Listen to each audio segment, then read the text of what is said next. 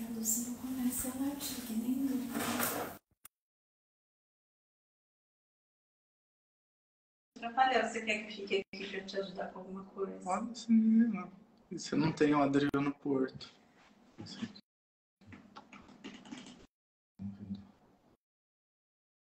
Mas você já tá ao vivo? Já tá ao vivo.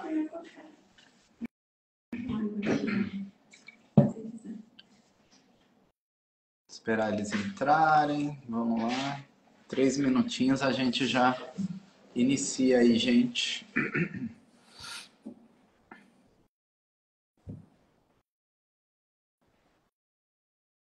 Opa, pessoal entrando, bastante gente.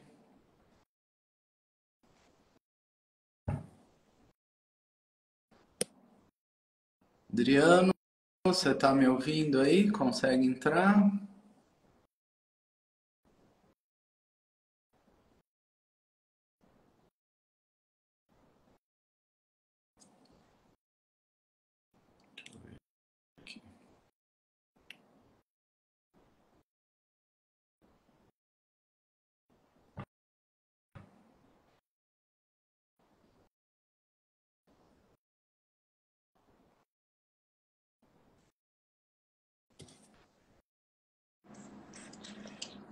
Olá. Olá. Tudo bom? Boa noite. Tudo bem? Tudo bem, Rebeca? Só estou esperando o Adriano aparecer aqui. A gente tem 2 minutinhos aí, a gente já começa. E aí, Gabriel, hoje nós estamos na televisão, hein? Oi! Tudo bem? Tudo bem? Tudo. Tudo bom? Então tá bom, aqui tá bom também. Deixa eu só ver se o Adriano consegue entrar aqui.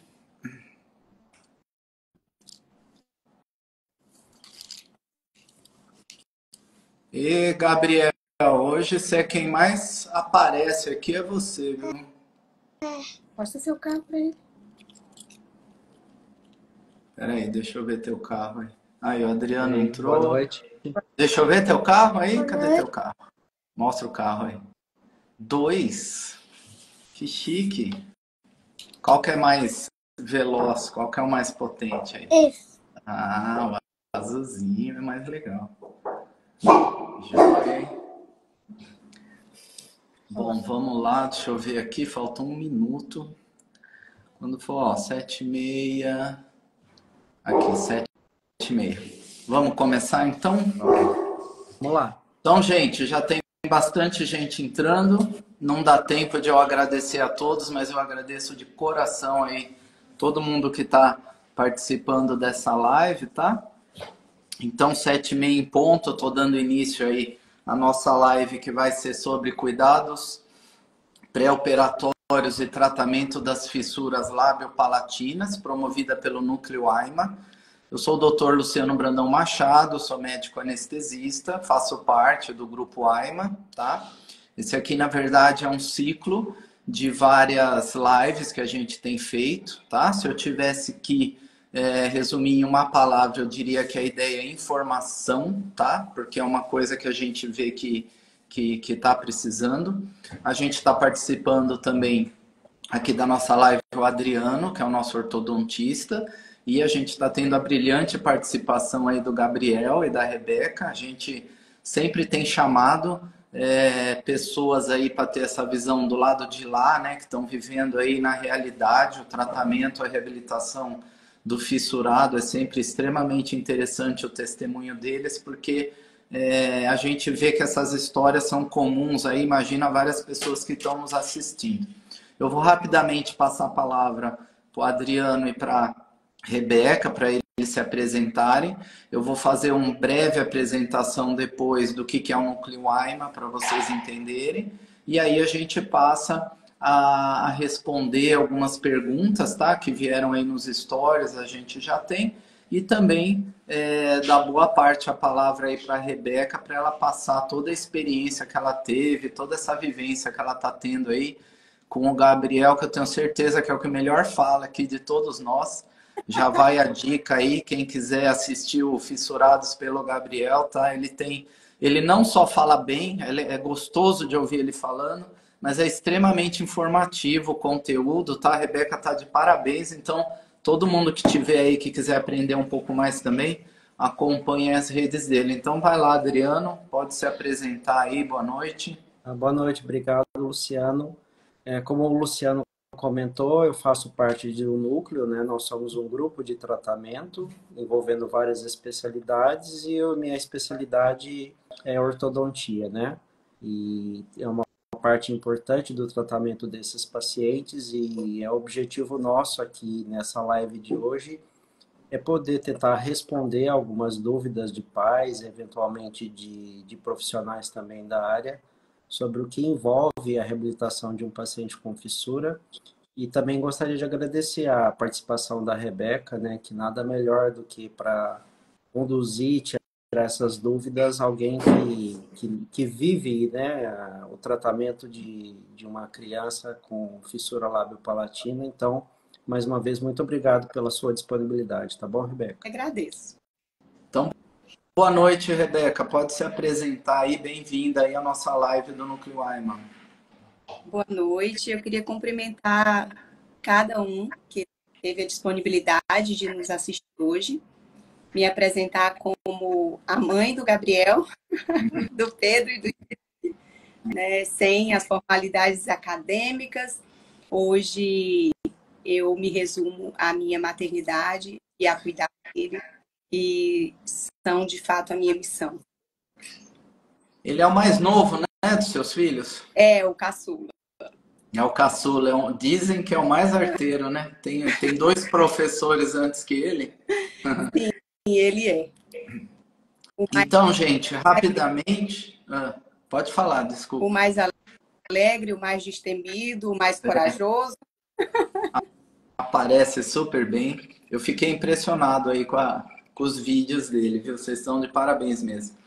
Então, gente, como é que surge o Núcleo Aima, tá? Nós somos um grupo de profissionais da área médica que já trabalhávamos juntos num hospital público aqui, tá? O Hospital de Reabilitação de Anomalia Crâniofacial, Centrinho, HRAC, que é um hospital vinculado à Universidade de São Paulo, que fica aqui na cidade de Bauru, no interior de São Paulo. E a gente teve a leitura, a percepção, primeiro, que a gente gosta de falar em reabilitação, não em tratamento, porque a Rebeca já ela vai contar pra gente, não é só uma cirurgia, não é só fechar o lábio e tá tudo resolvido. Você começa aí a tratar o paciente com 3 meses, nos primeiros meses de vida, a gente segue ele até a vida adulta. Então a gente gosta mais do termo de reabilitação, né? E outra coisa que a gente percebeu é que tem que ser um tratamento multidisciplinar.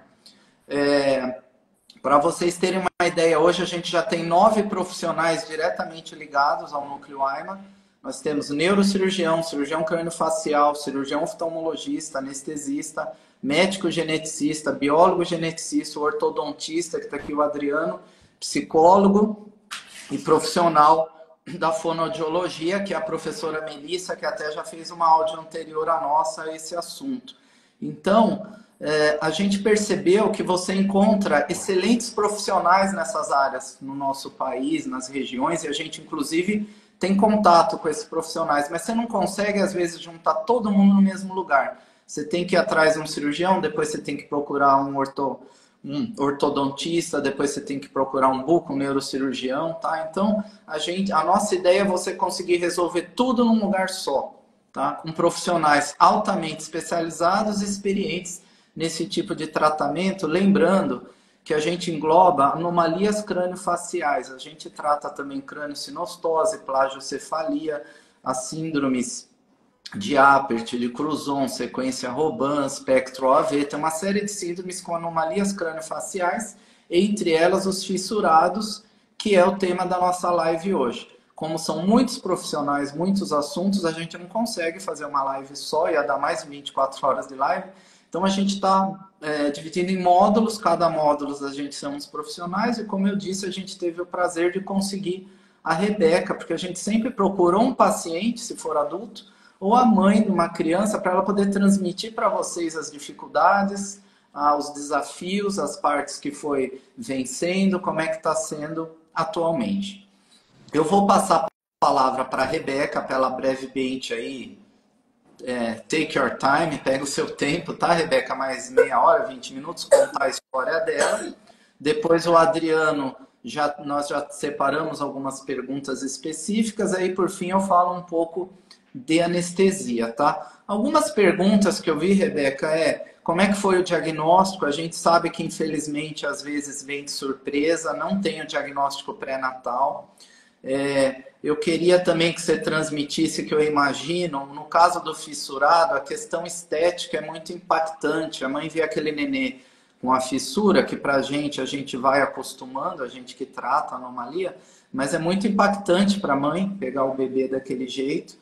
E como é que está sendo a sua jornada aí com o Gabriel, que ele já está aí, acho que por volta de 6 anos, né? 8 anos. Como é que está sendo para você essa experiência, sendo que você também teve que buscar tratamento fora da cidade onde você mora, né? As pessoas têm essa dúvida, como é que seria se eu só encontrar um profissional que trate o meu filho que não esteja na minha cidade. Então, Rebeca, com você a palavra, muito obrigado. Pode conversar aí com a turma. Eu que agradeço, parabenizo vocês pela iniciativa. Acho que a gente precisa muito de tudo isso. Informação para quem vai ter o seu bebê ou para aqueles que já estão caminhando, bem como também falar de fissura para fora, né? Hoje nós precisamos de que outras pessoas tenham acesso ao que é o mundo de uma criança fissurada. Que ao se encontrar com uma criança, um adulto que nasceu com essa condição, saiba tratá-lo, saiba reconhecê-lo nas suas habilidades, saiba entender o seu processo, né? Que é uma coisa muito importante. Então, é o que a gente tem feito hoje, falado de fissura, não só para fissurados, mas para pessoas que não conhecem, que nunca viram, para que se habituem a ver um fissurado, né? E que saibam lidar com essa situação, porque a informação realmente é algo muito importante. O nosso diagnóstico, ele foi no parto, mas antes do Gabriel nascer, nós passamos por aquelas morfológicas, né? E eu ainda me emociono todas as vezes que eu falo sobre isso, porque não era para ele estar aqui se a gente fosse um casal que não acreditasse nos propósitos de Deus, que não confiasse no Senhor. Muito provavelmente o Gabriel teria sido abortado por uma sugestão de um médico, né? Então, a gente descobriu que ele estava no limite da anormalidade e para a gente foi traumático, porque nós havíamos passado por uma perda gestacional de 16 semanas. Então, a gente estar ali naquele exame, vendo braços, pernas, vendo um bebê se movimentando, era muito, como que eu posso dizer, compensador diante de tudo que a gente tinha vivido dolorosamente. E aí, quando ele sugeriu isso, nós imediatamente não ficamos para pegar o diagnóstico e seguimos para a obstetra, onde ela nos deu a oportunidade de fazer o exame com outro profissional, que nos tranquilizou, disse que realmente haviam condições de translucência nucal alterada, de osso do nariz que não tinha, mas que era um bebê agitado e que a gente ia acompanhar. O certo é que durante toda a gestação ninguém viu mais nada e nós, naquele momento, decidimos confiar inteiramente no Senhor. E a gestação se seguiu até o dia do parto, quando eu tive uma bolsa rota às 35 semanas. Então, Gabriel é um bebê prematuro.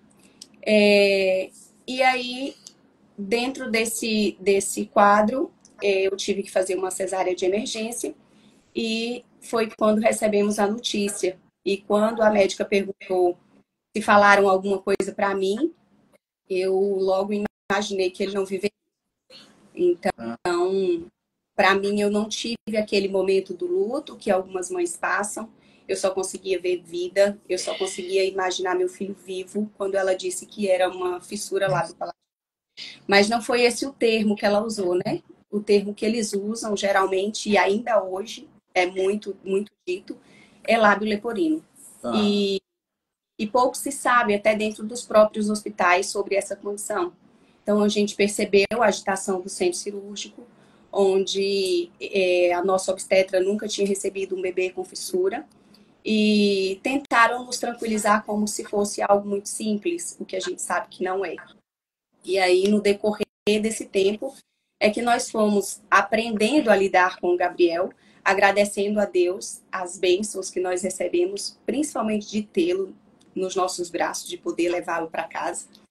E, sinceramente, eu acho que foi uma das melhores experiências que nós já pudemos viver.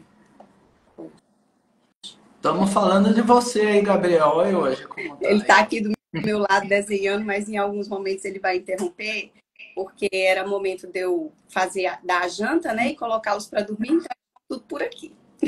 Nossa, estraguei a janta do pessoal, gente. Olha só o que o anestesista fez hoje, tá vendo? Não, mas dá tempo, dá tempo.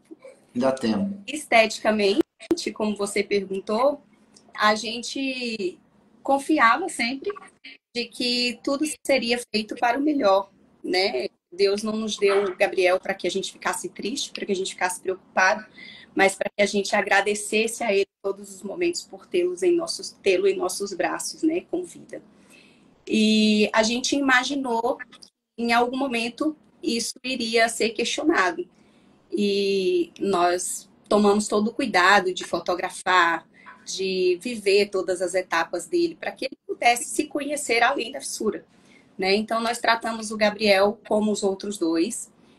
Não existe algo diferente entre eles, a não ser a nossa própria diferença, porque todos somos diferentes, né? Nós somos indivíduos, na verdade. Então, independente da fissura ou não, nós não somos iguais, nós somos diferentes. E aí, dentro das individualidades dele, nós procuramos estar sempre todo mundo junto. O pai, os irmãos, em todo o seu tratamento.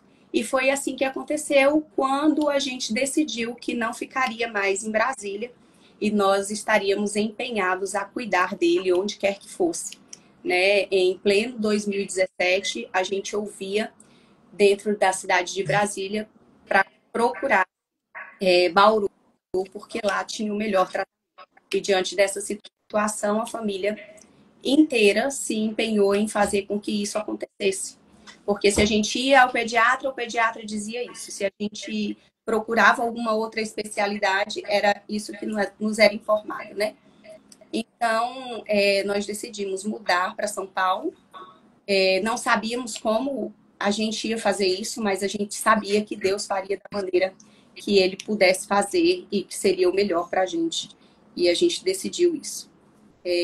Num determinado tempo, nós vimos que não havia necessidade de continuar lá e o tratamento já estaria indo adiante, né? O Gabriel foi ser alimentado lá no centrinho no dia que nós chegamos e o pai dele, ele tinha muita vontade de dividir essa tarefa comigo e eu, muito centralizadora, dizia, não, só eu vou amamentar. Eu tinha muito medo de que ele se engasgasse e que eu pudesse perder o Gabriel. Então, diante da médica, ele disse, não, agora eu vou dar, ela tá aqui, eu tô aqui, eu quero dar. E ele foi alimentar o Gabriel e o Gabriel se sufocou e foi admitido na UTI. Foi assim que a gente ficou no centrinho de Bauru por conta dessa situação que aconteceu com ele, né? E, assim, nós só temos a agradecer. O Gabriel, ele ainda hoje fala que o centrinho é o amor da vida dele. E eu preciso ressaltar que a diferença e o acolhimento que nós recebemos naquele lugar, de fato, é algo que acalma, que nos encoraja, e todos os funcionários daquele lugar, desde a limpeza, estão empenhados a nos tranquilizar, a nos mostrar que aquele ambiente é um ambiente agradável, né? Eles sentem e a gente também sente a preocupação deles com a nossa alimentação, com a alimentação do bebê. Então é isso que a gente espera para os outros centros hoje que estão espalhados por aí no nosso Brasil, que entendam essa capacidade de cuidar da gente com um olhar diferente, né? Nós recebemos muito isso lá e nós somos muito agradecidos por isso.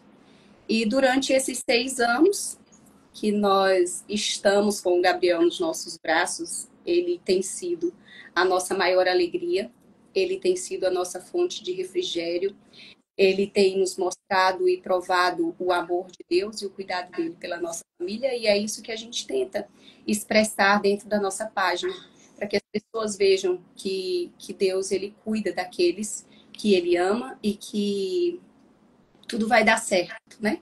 Assim como diz lá em Josué 1:9, seja forte e corajoso. É essa a mensagem que Deus tem diante de alguma adversidade que a gente possa enfrentar, né? Então, não tive esse sentimento de me assustar ou de que algumas mães têm, né? Eu tive um pouco de medo. Hoje a gente ainda tem isso.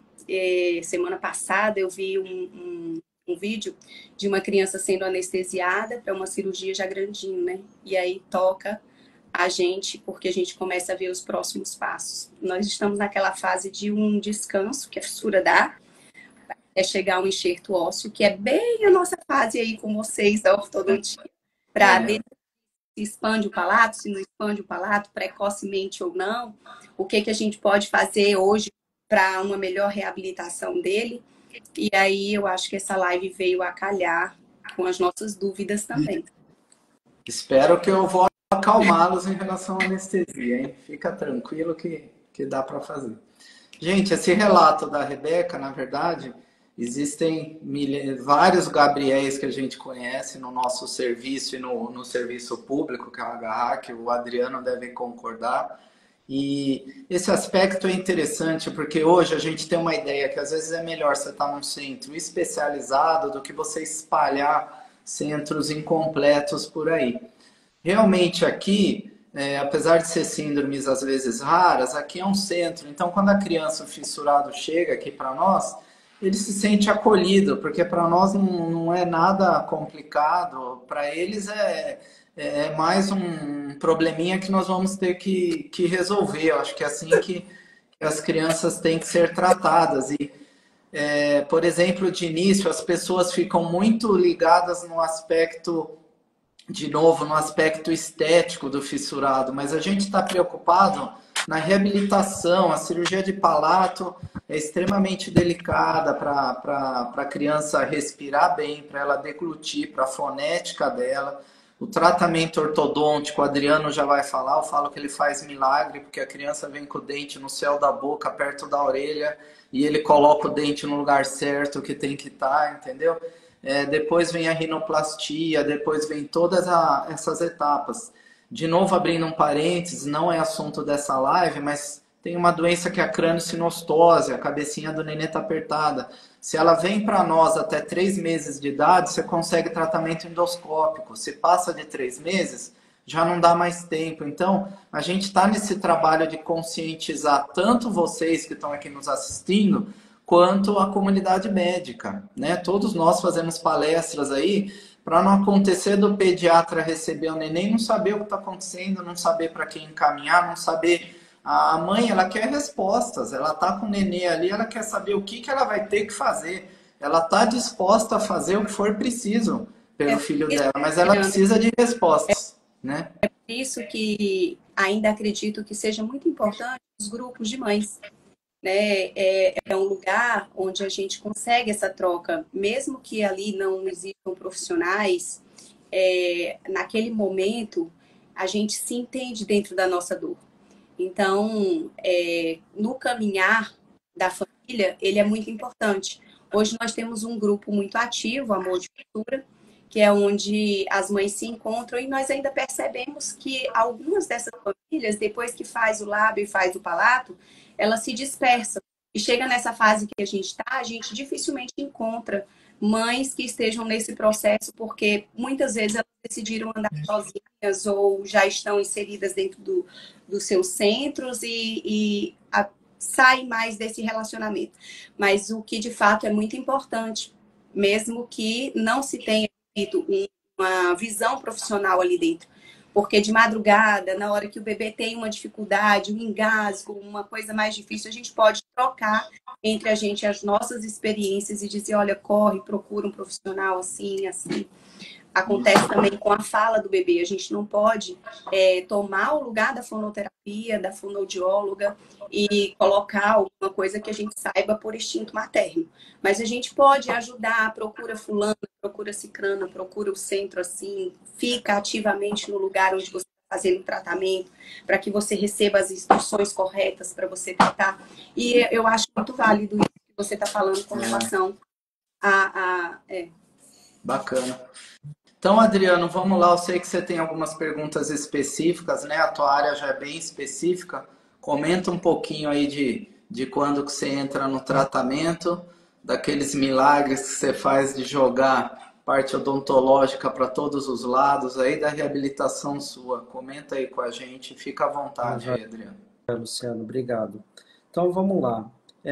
Algumas perguntas que chegaram são perguntas gerais e que eu vou tentar dar um contexto que eu acho que serve para várias fases do tratamento e serve para orientar. Tentando reforçar um pouco isso, né?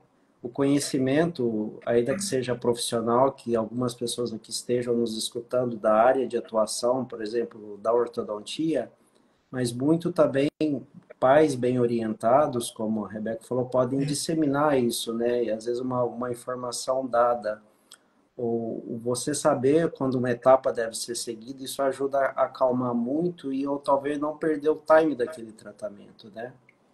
Então, como a gente sabe, uma criança que nasceu com uma fissura lábio-palatina, os primeiros tratamentos vão envolver obrigatoriamente as cirurgias de lábio e palato, quando essas estruturas estão afetadas. A ortodontia em si, ela inicia a partir dos 6 anos de idade, que seria uma primeira avaliação.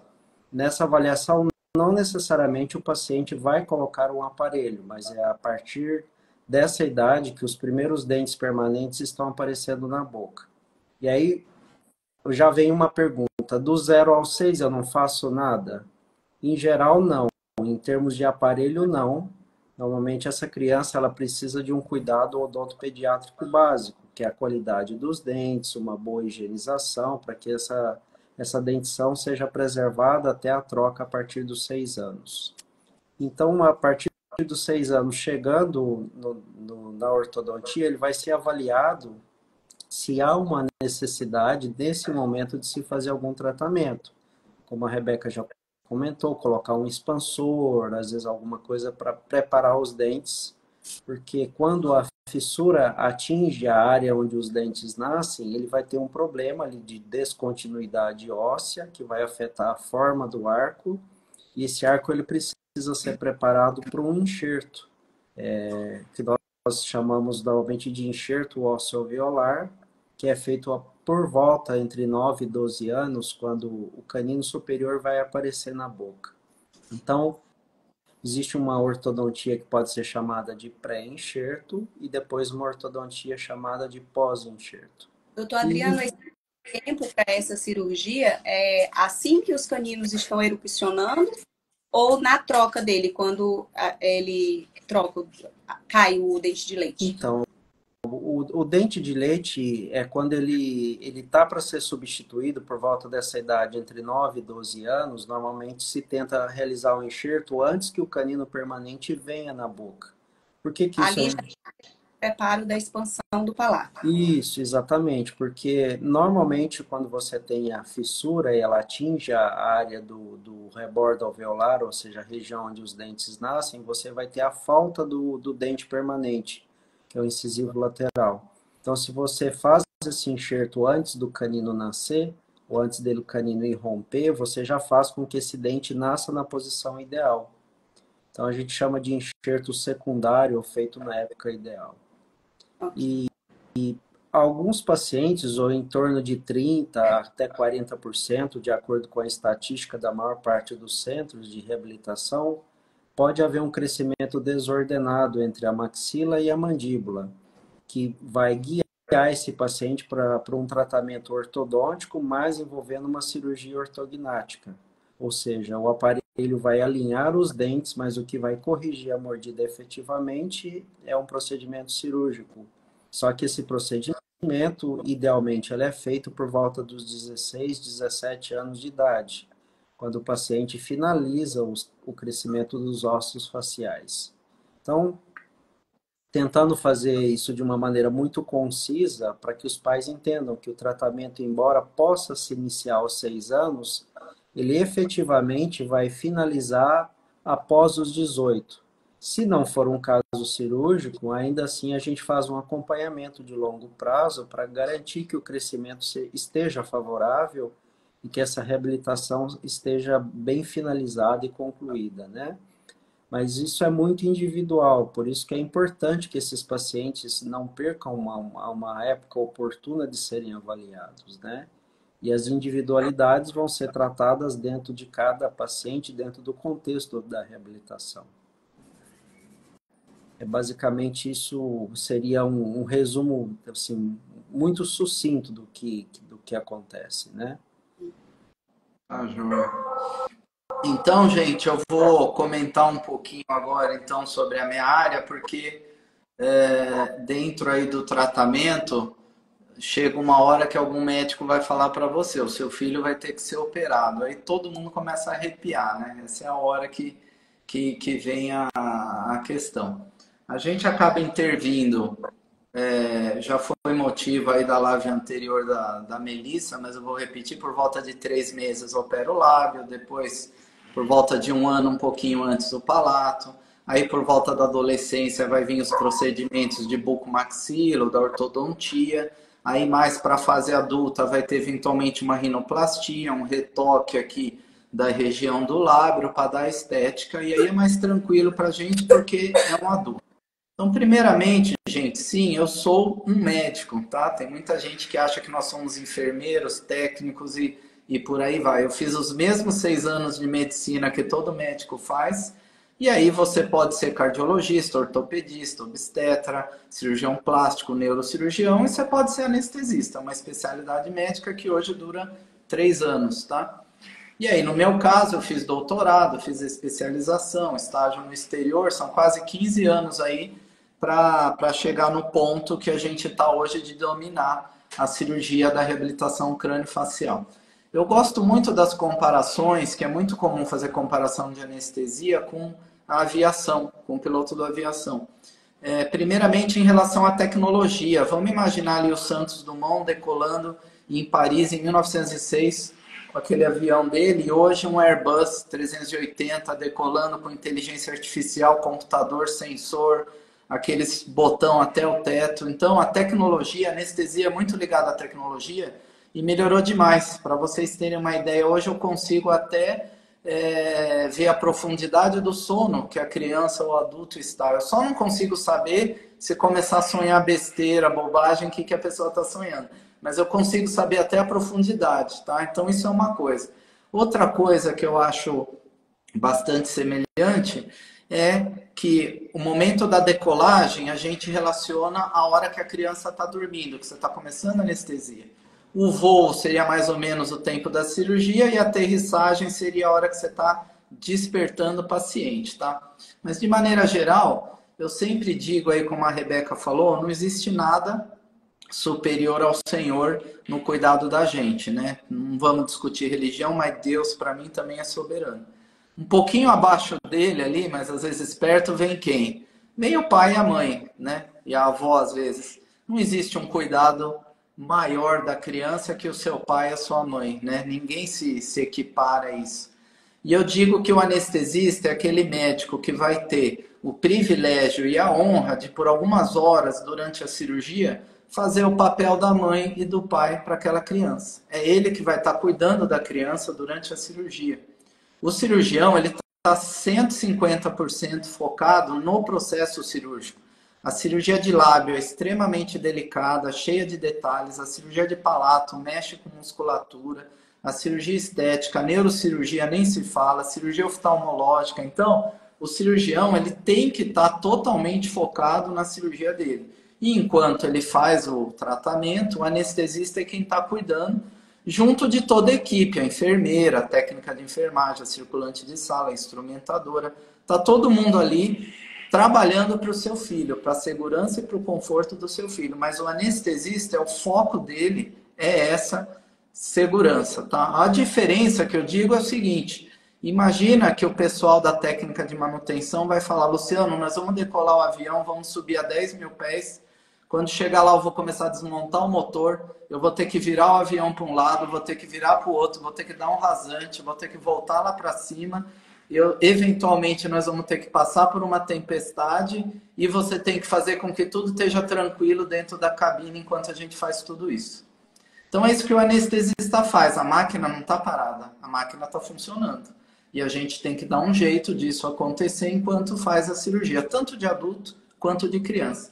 Então vocês já estão percebendo que é interessante que toda pessoa da área médica, médico também fica doente, tá, gente? Médico precisa de cirurgia. A primeira coisa que ele faz é ligar para o anestesista dele. Luciano, você vai estar lá? Eu preciso operar minha vesícula e tal.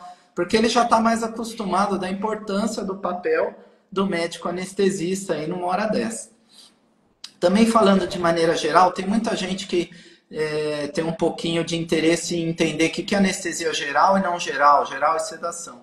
É bastante simples de entender. É simplesmente em cima do grau de consciência que a pessoa está. Sempre que a pessoa tiver algum grau de consciência, não é anestesia geral. Então, quando você vai acordar o seu filho no domingo cedo para ir na feira, para ir no mercado com você, você dá uma cutucada nele, ele fala, ele está quase em alfa ali, isso é uma sedação. O paciente responde, mas ele está sonolento. Só que aí você chama o Luciano, cutuca o Luciano, mexe no Luciano, faz uma incisão e o Luciano não acorda. Isso é uma anestesia geral, é um estado de coma fármaco induzido que a gente provoca, tá? Com total segurança. Não importa se está entubado, se tem um tubinho, como é que tá. Você vai fazer um exame de tomografia no seu filho, a gente põe uma mascarinha de gás, ele dorme por 15 minutos, mas naqueles 15 minutos ele não acorda. É uma anestesia geral, mas ela é mais leve que para uma cirurgia, tá? Então, as cirurgias indicadas para os fissurados é anestesia geral. Até porque um outro retoque, se fosse fazer uma queiloplastia, num adulto eu até consigo sedar ele e fazer uma anestesia local, mas a criança ela não tem essa compreensão, ela está num ambiente estranho, num ambiente hostil, então a gente acaba indicando anestesia geral para as crianças.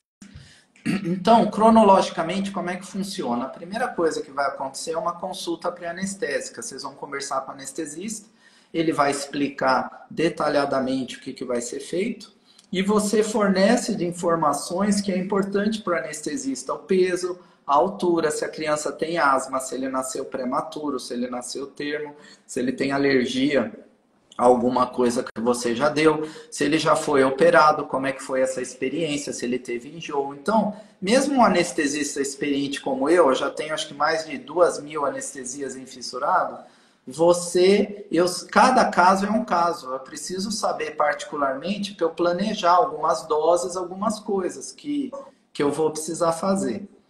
Basicamente, aí, a gente vai orientar o jejum. Jejum é sempre importante, tanto adulto em criança, para evitar que saia conteúdo do estômago para o pulmão, porque é um conteúdo muito ácido.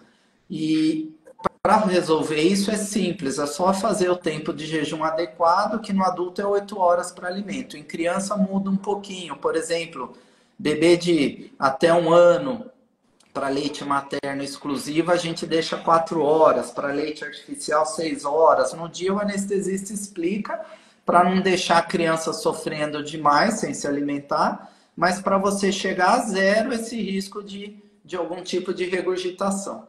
A gente sempre prescreve uma medicação pré-anestésica. Ela é interessante porque ela funciona como um calmante para a criança. A gente dá esse remedinho, um xaropinho docinho, eles tomam ali na entrada do centro cirúrgico. Ele leva uns 20 minutos a 40 minutos para fazer efeito. Às vezes a criança não dorme completamente, mas ele tem um efeito de amnésia muito importante, tá? Tem adulto, ele dá umas 4, 5 horas de amnésia. Eu brinco, você fez uma coisa errada aí para sua esposa, fala que você tomou dormonide, que você escapa, né? Então é interessante essa amnésia nesse tipo de paciente, porque a gente sabe que ele vai ser recorrente no centro cirúrgico. Ele vai operar lábio, palato, cirurgia ortognática, rinoplastia. Então, se a criança fica juntando a memória de toda aquela vez se separando dos pais, na segunda vez ele já vai entrar em pânico a hora que você falar para a criança que ele vai precisar de uma cirurgia. Então, a gente só recebe a criança, assim, entre aspas, sai dos braços da mãe, a hora que ele já está sob o efeito dessa medicação pré-anestésica. que acontece lá dentro da sala? O que acontece lá é o seguinte, a criança já está deitada na mesa de cirurgia, o anestesista geralmente faz uma inalação com anestésico inalatório e oxigênio. O anestésico inalatório, ele não tem muito cheiro. E a criança já está um pouquinho sonada por conta daquele pré-anestésico. E aí ele pega no sono sem perceber.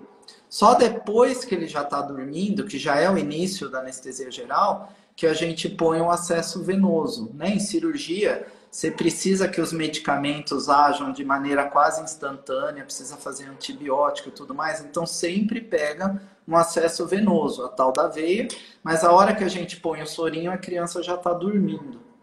O sono da anestesia geral ele é tão profundo, tão reconfortante, que a pessoa, tanto adulto quanto criança, ou ela respira muito pouco, ou ela para de respirar. Então, o anestesista tem que respirar pelo paciente, entre várias coisas que a gente faz.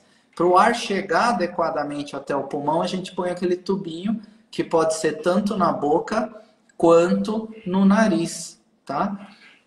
E a gente tira esse tubinho antes da pessoa acordar. A gente consegue, no final da cirurgia, fazer a pessoa ter uma certa respiração e aí a gente tira aquele tubinho, a pessoa nem vê. Ele sai da sala de cirurgia já acordado, geralmente, vai para uma recuperação, mais para ver o conforto, dor, e aí de lá ele volta para o quarto, tá bom?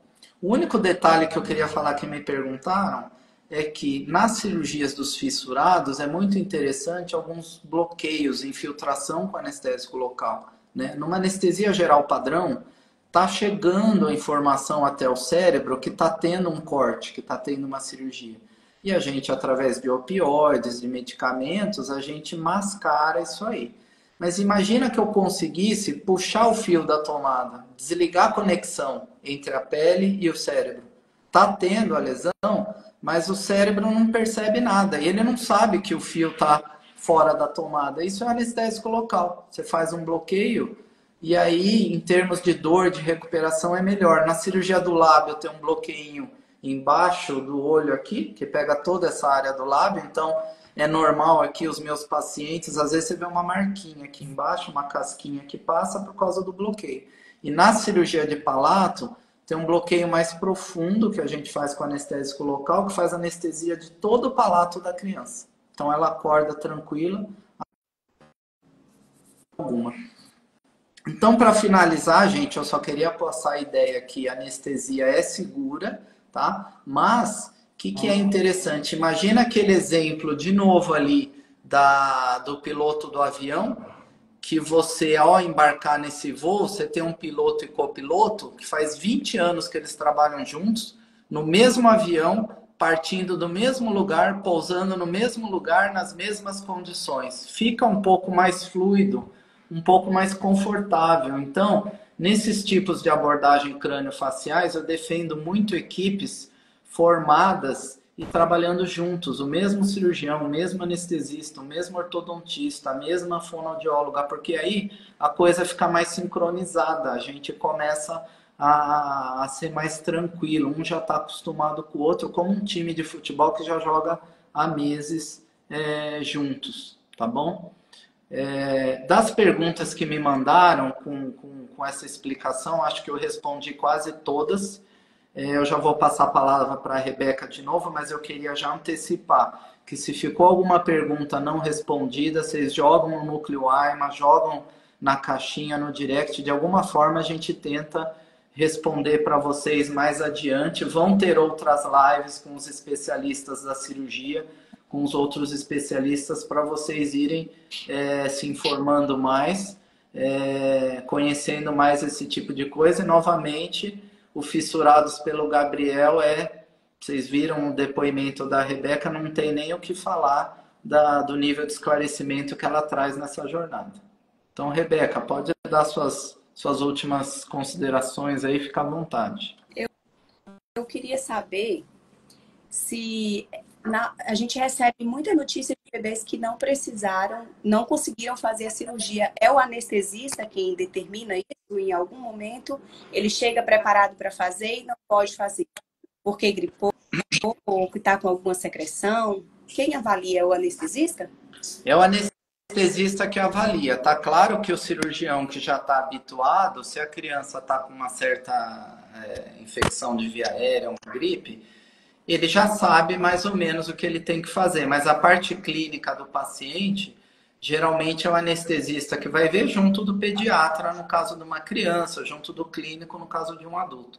Como é uma cirurgia programada, não é uma cirurgia de emergência, você quer que a pessoa esteja no melhor estado dela para ser operada, né? Você não vai fazer uma viagem gripado. Então, o que acontece às vezes é que, apesar de ter passado na visita pré-anestésica, às vezes você passa na visita pré-anestésica uma semana antes.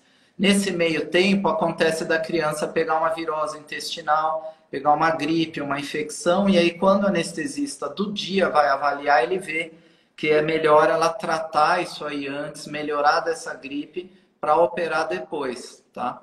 Uma outra coisa que às vezes acontece é que alguns fissurados e alguns tipos de síndromes, que não é o caso aqui, síndrome de sequência Robin, de Apert, a hora que vai colocar esse tubinho, tem que ser uma coisa especial que a gente faz com uma fibra ótica, com uma nasofibroscopia, uma via aérea difícil.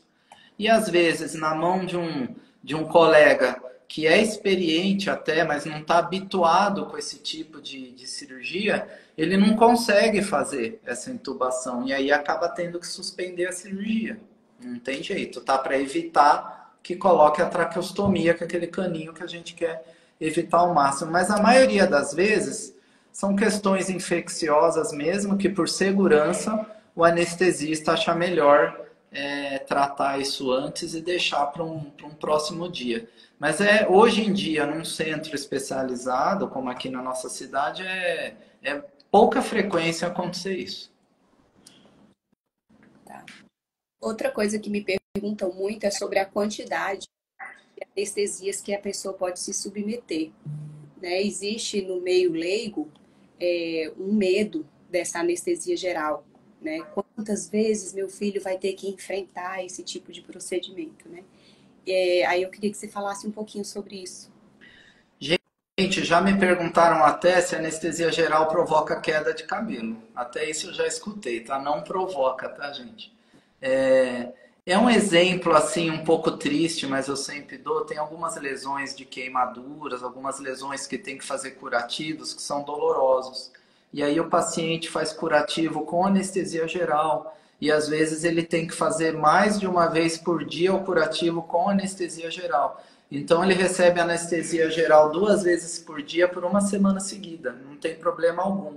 O que aconteceu é que a indústria farmacêutica, de novo, a tecnologia dos medicamentos que a gente usa foi evoluindo ao longo do tempo. E hoje, praticamente, a hora que o paciente sai da sala de cirurgia, não tem mais nada de anestésico ali no corpo da criança. A única coisa que está fazendo algum efeito é aquele xaropinho que nós demos no começo, que ele ainda está com amnésia, e remédio para dor, que a gente faz opioide para a criança ficar com um pouquinho de sono e ter uma analgesia. Mas os anestésicos, eles passam quase que instantaneamente. Então, gente, não tem esse receio, não tem problema nenhum. E é comum, às vezes, a criança passar por um enxerto osteoalveolar ali na parte da ortodontia, e ali dali 3, 4 meses ter que fazer um outro procedimento desse, também com anestesia geral. Não tem problema algum, tá, gente?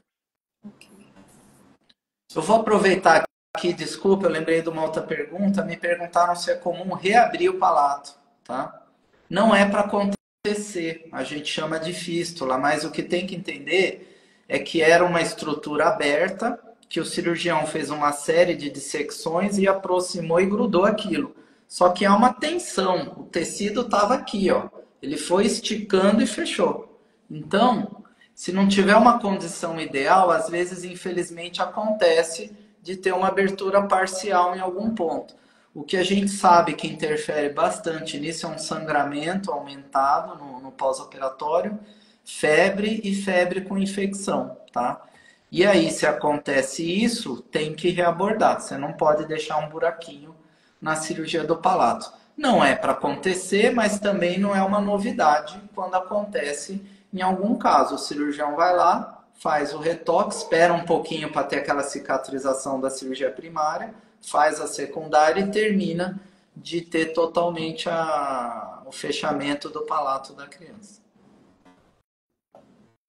Adriano, alguma coisa aí que você quer acrescentar? Alguma pergunta que você viu? Não, eu estou acompanhando aqui, vendo as perguntas. Uma das perguntas que eu acabei de ver agora aqui, alguém perguntando a respeito do enxerto ósseo alveolar. De onde é removido o material, como que é feito.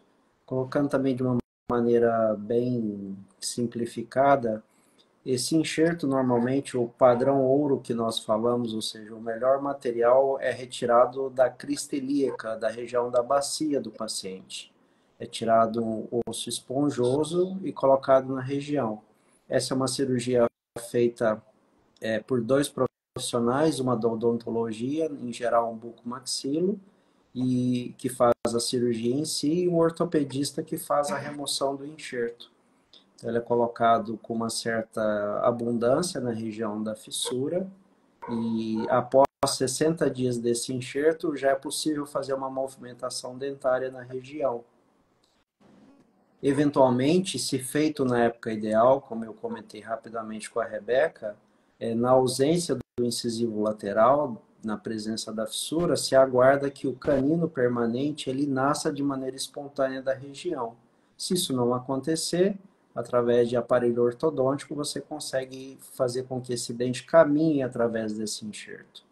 E situações menores, onde o defeito ósseo é menor, até pode ser utilizado algum osso da região de lateral de mandíbula ou de mento, mas preferencialmente para os enxertos convencionais ou com os defeitos mais habituais, esse enxerto é retirado da crista do ilíaco. Algumas mães têm curiosidade se em algum momento algum dos filhos dela não vão precisar de fazer o enxerto. E a gente sabe que todo bebê que tem um comprometimento da gengiva, do rebordo alveolar, ele vai ter que enfrentar esse procedimento. Mas existe alguma possibilidade, que é o que elas questionam, de um ou outro não precisar desse procedimento, assim como na ortognática acontece de algumas crianças não precisarem? A ortognática, como eu havia comentado, depende muito do como o paciente vai crescer. Então, dentro de um universo aí de 100%, a gente tem um risco potencial ou uma estatística dentro dos 30% a 40%.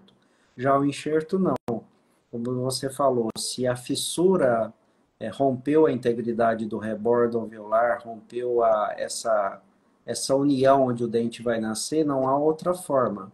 Eventualmente, podem haver situações que, às vezes, por condições clínicas, né, condições médicas, às vezes o paciente não pode ser submetido a alguma cirurgia com envolvimento de uma anestesia, às vezes essa região ela pode ser reabilitada de maneira protética, você colocar um dente protetizado na região. Mas o padrão de reabilitação ideal é o enxerto. Uma vez que você faça o enxerto, essa descontinuidade óssea ela deixa de existir, a partir daí você tem uma área alveolar não mais fissurada, então você passa a ter um tratamento convencional sem correr os riscos de jogar um dente para um espaço vazio, né? E essa questão precoce do tratamento, alguns cirurgiões falam com a família para que procure um ortodontista para fazer essa expansão precocemente.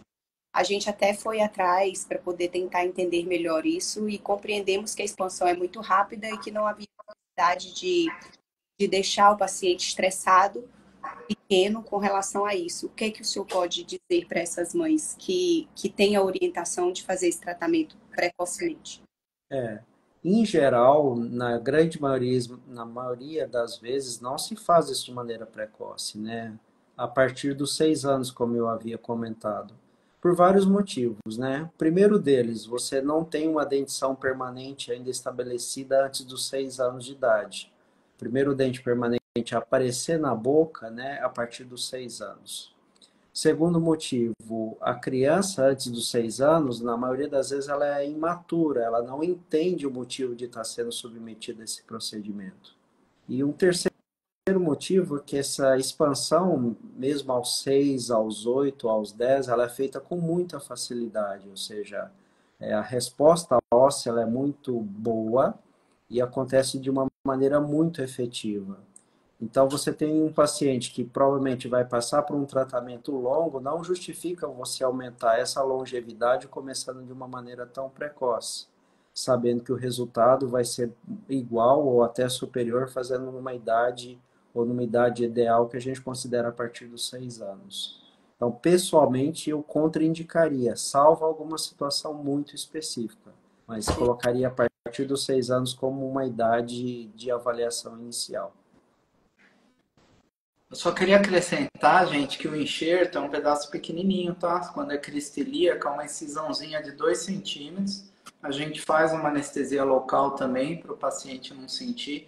Existem algumas abordagens de rinoplastia já no adulto, que o cirurgião crâniofacial, o cirurgião plástico, às vezes ele tira um pouquinho de cartilagem de costela.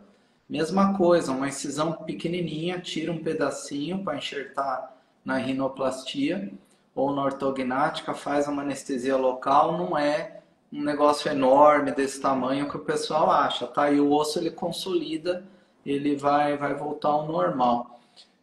Eu vi uma pergunta que eu vou aproveitar para responder. Perguntaram se eu percebo se o paciente tem dor durante a cirurgia, tá? Primeiro, com a experiência, a gente não espera, em anestesia você não espera acontecer para agir, você antecipa a situação. Então a gente já sabe pelo tipo de cirurgia, pela experiência, pelo pré-anestésico, a visita pré-anestésica, peso, altura, tudo, eu já sei o quanto de remédio para dor eu tenho que fazer. Sempre que é possível eu faço os bloqueios de face, os bloqueios anestésicos. E mesmo assim, quando a pessoa começa a ter algum estímulo nociceptivo, né, que a gente fala, estímulo de dor, ele começa a ter um leve aumento de frequência cardíaca, ele começa a ter um leve aumento de pressão arterial, ele não vai despertar, porque ele está recebendo anestésico, mas ele começa a dar alguns sinais que pode ser que ele está sentindo mais o estímulo. E aí a gente vai lá e age em cima disso, tá? Mas o que mais acontece é a antecipação, tá? O paciente não sente dor durante a cirurgia. Fizeram outra pergunta, tem uma mãe aqui que está com uma criança com sequência Robin, que a gente fala, síndrome de Pierre-Robin. É muito detalhe, eu vou pedir para você mandar inbox ou no direct, tá? Sequência Robin tem tratamento de distração de mandíbula. A primeira questão no Robin é a questão respiratória. É frequente ter palato aberto, tá? Tem toda uma sequência de tratamento também. A questão particular da sequência Robin é que ele é uma criança mais, vamos dizer assim, tem mais detalhes para a anestesia, principalmente em relação à intubação. Tem que ser um anestesista experiente nessa síndrome de sequência Robin, tá bom? Mas a gente vai fazer mais lives aí para frente, especificamente sobre essas síndromes aí. A gente já está chegando com praticamente no fim, né, gente? Falta 5 minutos, a gente não quer passar de 1h30, senão começa a cansar. Eu já estraguei o jantar do Gabriel, tô devendo uma pizza para ele aí, alguma coisa, tá? Fica aqui gravado na live, Gabriel, vou dar um jeito. E então acho que Adriano, primeiro pode dar a sua finalização, depois eu passo para a Rebeca e eu finalizo aí a nossa live. Ok, Luciano. Queria agradecer primeiramente a participação da Rebeca com o Gabriel, de se disponibilizarem, né, num horário que talvez não seja tão adequado para vocês dentro da rotina, mas nada melhor do que vocês que entendem bem sobre tudo isso, né, vindo do outro lado, que não o nosso lado profissional.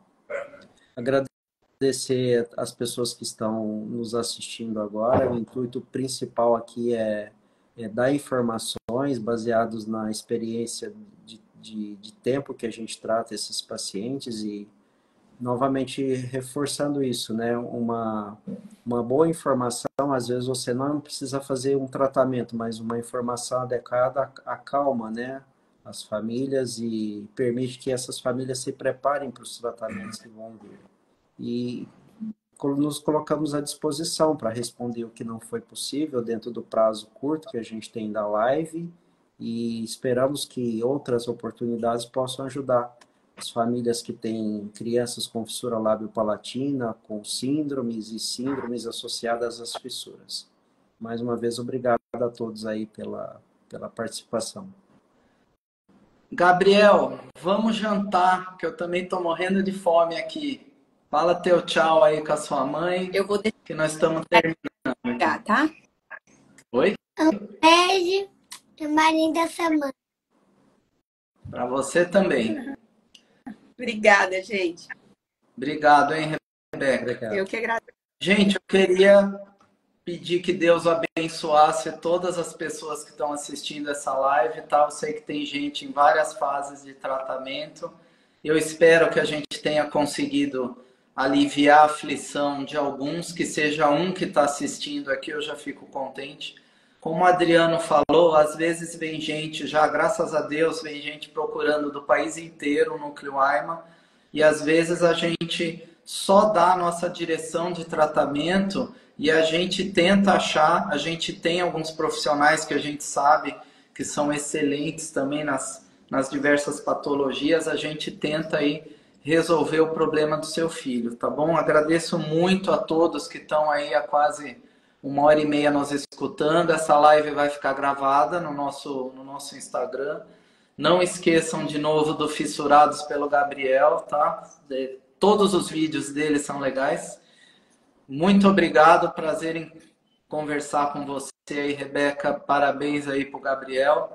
Boa noite a todos. Então, estou encerrando aqui a nossa live. Muito obrigado. Bem-vindos ao Núcleo AIMA.